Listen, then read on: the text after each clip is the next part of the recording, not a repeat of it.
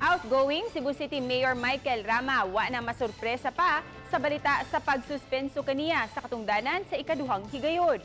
Department of Interior and Local Government wa pa hinuoy na dawat nga kamanduan nining gikatahong pagkasuspenso ni Mayor Rama ug ubang mga opisyal dunot sa paghatag og calamity assistance sa mga empleyado sa City Hall. Si Nico Serino sa report.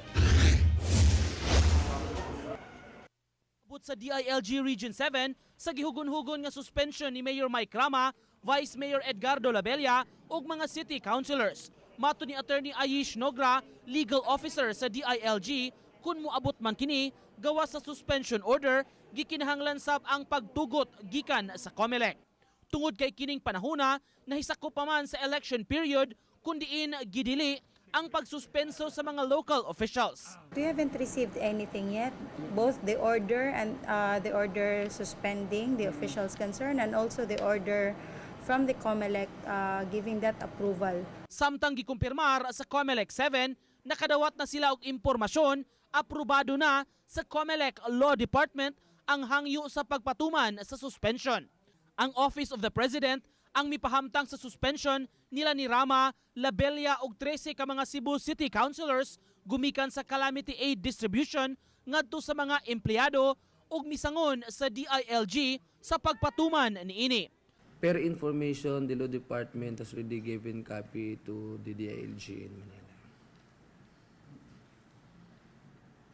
Last, we will not serve the suspension. It is the DILG that will serve the suspension order. Si Mayor Rama sa iyang bahin, wa na masurpresa sa maong balita. What else is new in running after my neck and the rest of us for them to really put a consummate their plan to cut my neck and emasculate myself.